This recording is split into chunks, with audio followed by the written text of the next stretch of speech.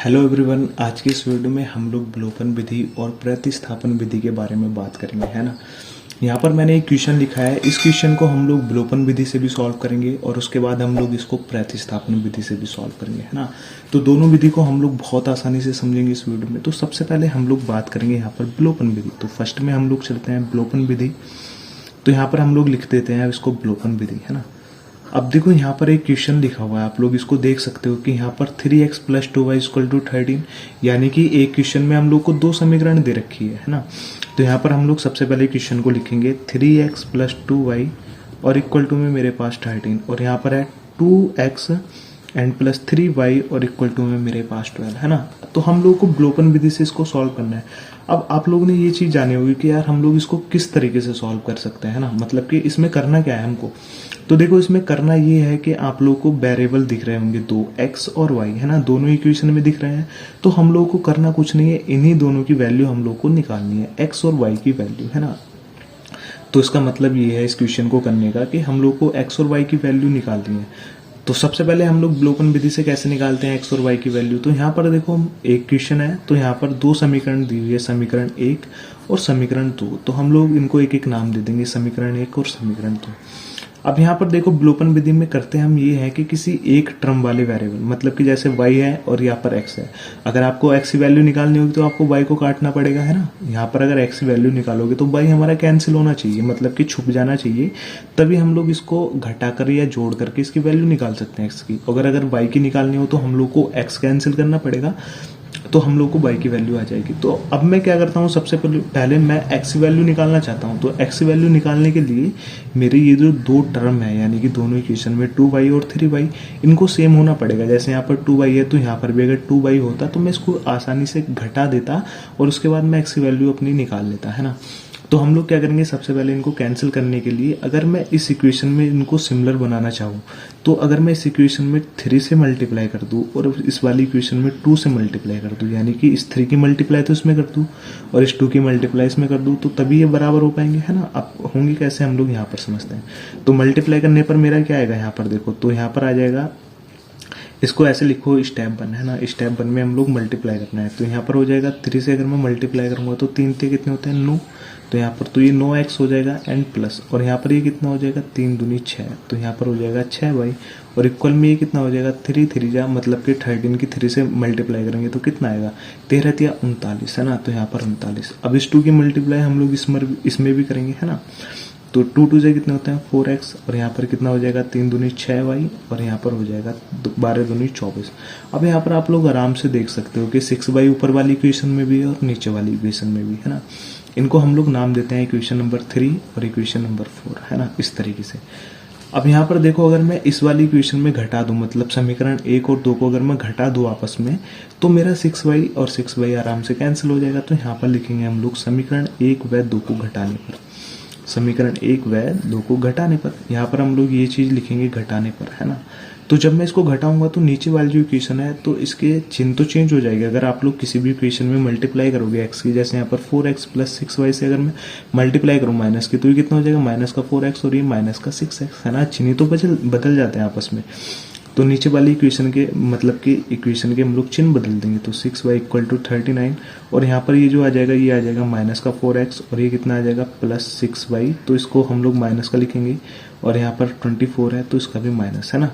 इस तरीके से हम लोग चिन्ह को चेंज कर देंगे। ये प्लस का था ये माइनस का हो गया, ये प्लस का था ये माइनस का हो चुका है, ये प्लस का था ये माइनस का हो चुका है ना। अब हम लोग क्या करेंगे, इनको आपस में घट रहे हैं तो घटा देंगे।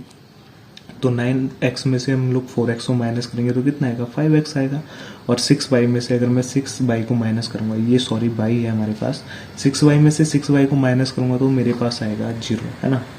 तो इस तरीके से ये तो कैंसिल हो जाएंगे, तो मेरे पास x ही बचेगा। और यहाँ पे 39 में से जब मैं 24 को माइनस करूंगा तो मेरे पास कितना आएगा 15 आएगा आसानी से, है ना।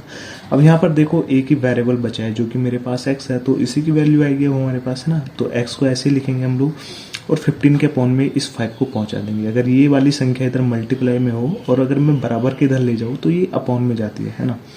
तो 5 से कितने होते हैं 15, तो x की जो वैल्यू आएगी वो आएगी 3। तो x की वैल्यू हम लोग की एक वैल्यू तो निकल गई एक वेरिएबल की जो कि था हमारे पास x, तो उसकी वैल्यू तो हमारे पास 3 आ गई। अब हम लोगों को क्या करना है, इस y की वैल्यू निकालनी है। तो इस x का जो मान रखना है ना, ये जो x की जो वैल्यू आएगी इसको हम लोग किसी एक इक्वेशन में पुट कर देंगे, यानी कि इस वाली इक्वेशन में से जो क्वेश्चन में दी थी, समीकरण 1 में पुट कर देंगे या समीकरण 2 में, है ना।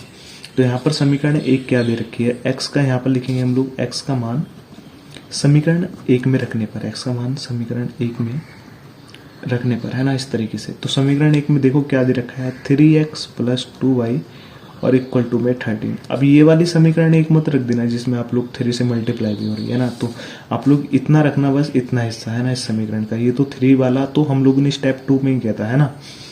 तो हम लोग क्या करेंगे, x की वैल्यू रखेंगे यहाँ पर, तो 3 × 3 और प्लस का यहाँ पर 2y और इक्वल टू में मेरे पास 13, है ना। तो 3 3 कितने होते हैं, 9 होते हैं, एंड यहाँ पर हो जाएगा 2y और इक्वल टू में 13। अब यहाँ पर देखो वेरिएबल वाली टर्म को हम लोग इधर ही रोकेंगे 2y को, और ये जो अचर पद है ना हमारे पास 9, तो इसको हम लोग पहुँचा देंगे 13 के पास। तो 13 में से 9 जाएंगे तो कितना बचेगा, तो यहाँ पर आ जाएगा हमारे पास 4 आ जाएगा, है ना।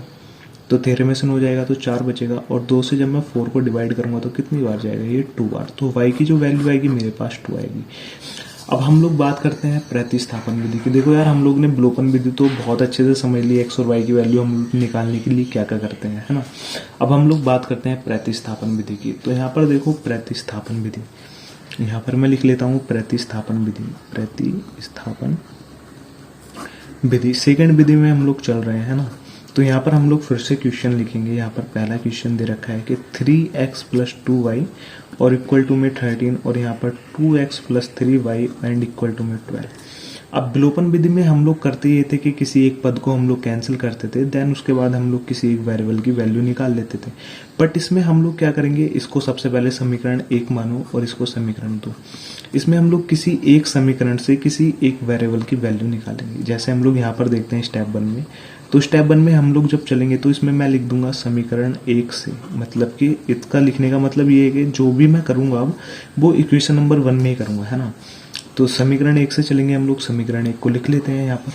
अब यहाँ पर लिखने के बाद हम लोग क्या करेंगे, किसी एक वेरिएबल की वैल्यू निकालेंगे, यानी कि x की वैल्यू निकालेंगे। तो x की जब मैं वैल्यू निकालूंगा तो इन सारे पद को तो बराबर के उधर ले जाना पड़ेगा मुझे। तो 3x = 13, और ये प्लस का 2y है तो इधर माइनस का 2y, है ना। अब यहाँ पर x = मतलब मुझे खाली x की वैल्यू चाहिए, तो 13x वो 13 - 2y, और ये जो 3 मल्टीप्लाई में x की, तो ये चला जाएगा अपॉन में। अब ये जो x की वैल्यू है ये एक परमानेंट वैल्यू नहीं है, इसकी एक टेम्परेरी वैल्यू है जिसकी सहायता से हम लोगों को y की वैल्यू आ सकती है ना। तो अब ये जो x की जो वैल्यू आएगी इसका मान हम लोग समीकरण, हमने ये समीकरण 1 से निकाली है तो इसको समीकरण 1 में नहीं रखेंगे, इसको इक्वेशन नंबर 2 में रखेंगे। तो x का मान इक्वेशन नंबर 2 में रखने पर यहाँ पर लिखेंगे x का मान इक्वेशन नंबर 2 में रखने पर, है ना। इस तरीके से आप लोग लिख सकते हैं इसको, है ना। तो इक्वेशन नंबर 2 क्या दे रखी है, 2x + 13y and equal to 12, है ना। अब x की वैल्यू यहाँ पर रखो x के स्थान पर, तो 2 मल्टीप्लाई यहाँ पर कितना दे रखा है, 13 - 2y एंड अपॉन में दे रखा है 3, है ना। और यहाँ पर दे रखा है 3y = 12। अब यहाँ पर 2 की मल्टीप्लाई करो, आसानी से इसको सॉल्व करो। तो 13 दूनी कितने होते हैं 26, और 2 दूनी कितने होते हैं 4y, और ये अपॉन में आ जाएगा मेरे पास 3, और यहाँ पर प्लस का 3y और यहाँ पर 12। अब हम लोग क्या करेंगे, इसके अपॉन में 1 मानेंगे और इनका एलसीएम लेके इसको आगे सॉल्व करेंगे। तो इस 3 और 1 का एलसीएम तो 3 आएगा, है ना। अब एलसीएम लेने के बाद हम लोग क्या करते हैं कि इस संख्या से इसको डिवाइड करते हैं, और जो भी उसका आंसर आता है उसकी मल्टीप्लाई हम लोग ऊपर करते हैं। तो 3 से 3 को करूंगा तो 1 ही आएगा मेरे पास। तो 1 की जब मैं मल्टीप्लाई इधर करूंगा तो ये कितना हो जाएगा, ये तो यही रहेगा 26 - 4y, है ना। अब ऐसे हम लोग यहाँ पर करेंगे, तो 1 से 3 को डिवाइड करेंगे तो 3 आएगा, और 3 की मल्टीप्लाई करूंगा मैं ऊपर इस वाले पद में, है ना। तो 3 3 कितने होते हैं 9 होते हैं, तो ये हो जाएगा 9y, है ना। और यहाँ पर हो जाएगा 12। अब मैं क्या करूंगा, 12 के अपॉन में 1 मानेंगे हम लोग, और इसकी कर देंगे हम लोग तिरछी मल्टीप्लाई, है ना। तो हम लोग इसकी तिरछी मल्टीप्लाई करेंगे, तो यहाँ पे 1 की अगर मैं इस वाले पूरे पद से करूंगा तो ये तो सेम ही रहने वाला है, यानी कि 26। और यहाँ पर देखो 9y है और यहाँ पर माइनस का 4y है, तो इसको हम लोग माइनस भी कर देंगे एक साथ। तो 9y में से जब मैं 4y को माइनस करूंगा तो कितना आएगा, प्लस का 5y, है ना। क्योंकि प्लस की संख्या बड़ी है तो प्लस का चिन्ह आएगा, है ना। अब इक्वल टू में मैं क्या करूंगा, 12 की मल्टीप्लाई कर दूंगा 3 से, तो 12 3 कितने होते हैं, 12 होते हैं 36 हमारे पास, है ना। इस तरीके से तो हम लोग क्या करेंगे, यहाँ से देखो एक वेरिएबल है y, तो इसकी ही वैल्यू आएगी। तो 5y = 36 और ये प्लस का है तो इसको हम लोग इधर जाके कितना हो जाएगा माइनस का 26 है ना। अब यहाँ पर कितना बचेगा 5y इक्वल टू यहाँ पर 36 है और यहाँ पर 26 है तो माइनस करेंगे 10 आएगा और 5 से जब मैं 10 को डिवाइड करूंगा तो y इक्वल टू जो मेरे पास आएगा 2 आएगा। ये एक y की परमानेंट वैल्यू आएगी है ना। तो y इक्वल टू मेरे पास आ जाएगा 2 इस तरीके से। अब y की ये वैल्यू आ जाएगी। अब इसी वैल्यू को आप लोग इक्वेशन नंबर 1 या इक्वेशन नंबर 2 में पुट कर सकते हो जिससे हमारा x का मान आसानी से आ जाएगा। तो मैं क्या करूँगा y का मान समीकरण 1 में रखने पर है ना, y का मान समीकरण 1 या फिर समीकरण 2 में रख सकते हो, समीकरण 1 में रखने पर है ना।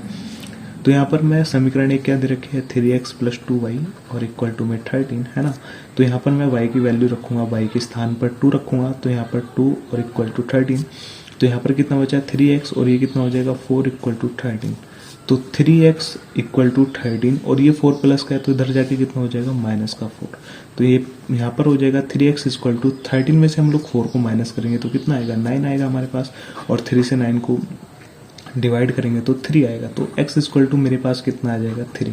तो x की जो रियल वैल्यू आएगी वो आएगी ये वाली वैल्यू है ना। ये हम लोग ने एक सिर्फ मान निकालने के लिए निकाली थी है ना प्रतिस्थापन विधि में। तो x का जो मान आएगा वो आएगा 3 और y का जो मान आएगा वो आएगा 2 है ना।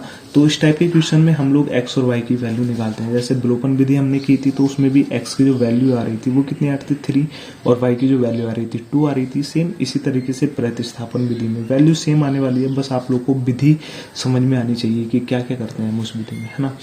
तो बस यार यही था आज की वीडियो में एंड आई होप आप लोग को ये वाला जो वीडियो होगा ये बहुत अच्छे से समझ आया होगा। तो यार आप लोग को इस वीडियो को ज़्यादा से ज़्यादा शेयर करना है एंड इस वीडियो को एक लाइक कर देना है एंड मिलते हैं नेक्स्ट वीडियो में। तब तक के लिए बाय बाय।